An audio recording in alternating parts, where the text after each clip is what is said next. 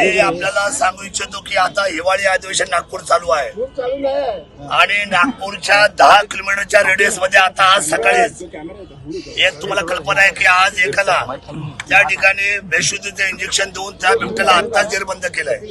या गोष्टीला 1 तास तो झालेला नाही। जर हिवाळी अधिवेशन आणि ह्या ठिकाणी नागपूरला जर 10 किलोमीटरच्या अंतरावर बिबट्या आल्या तर याचा अर्थ संपूर्ण राज्यामध्ये आज जवळजवळ 9 ते 10 हजार बिबट्याची संख्या झालेली आहे।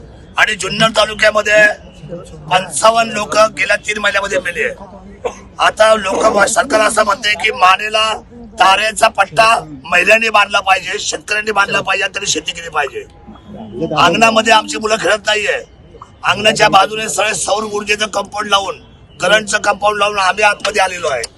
आमची मुलं बाळा तर रस्त्यावर नाही, अंगणामध्ये नाही, शाळेमध्ये जात नाही। मला असं वाटतं की या अनेक उपाययोजना करण्यापेक्षा मी कालही बोललोय आदरणीय वनमंत्र्यांना आणि सरकारला की हात जोडून विनंती करतो, 3 महिन्याच्या आतमध्ये आपण 2000 बिबटे राहतील असे रेस्क्यू सेंटर बनवा। 1000 मध्ये मादी, 1000च्या पिंजऱ्यामध्ये मादी आणि 1000 मध्ये नर, जेणेकरून नसबंदीचा पण विषय मिटेल। आणि वाईल्ड लाईफ वाल्यांनी सांगितलेलं की आम्ही या सगळ्या लोकांना सांभाळण्याचे तुम्हाला आम्ही पैसे देतो, त्यांची तजवीज आम्ही करू, त्यांचं हॉस्पिटल आम्ही बांधू।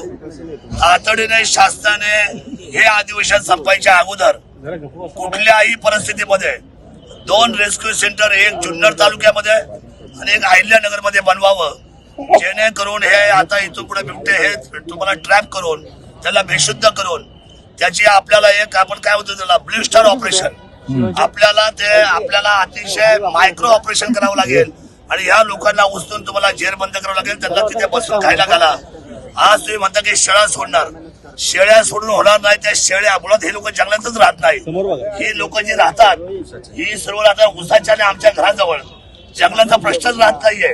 त्यामुळे ही काय तज्ञ लोक जे आदरणीय मंत्री महोदय जे सल्ले देतात त्या सर्व सचिवांना माझी विनंती आहे, आपण मुंबईमध्ये राहता, फ्लॅटमध्ये राहता, आपण सिक्युरिटी मध्ये राहता, तुम्हाला ग्रामीणची अवस्था माहित नाही, तुम्हाला जनतेची अडचण माहित नाही। 3-3 महिन्याचं बाळ, 4-4 वर्षाचं बाळ, 6-6 वर्षाची बाळं, आता महिला भगिनी शेती करताना या सकाळ दुपार संध्याकाळ बरं आता दिवसा पण हल्ले व्हायला लागलेत। आज दिवसा माणसं बाहेर पडले त्यांची डायरेक्ट अंघोळ येतो।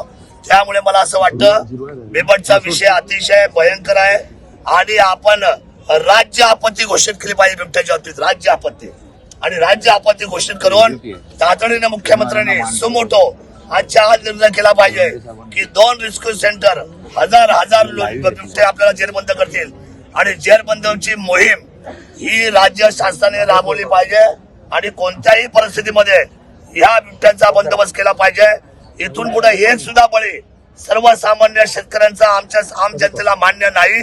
आणि जर असा एक जरी बळी इथून पुढे जात असेल तर मला असं वाटतं की आपण सगळे जबाबदार आहे, सरकार जबाबदार आहे।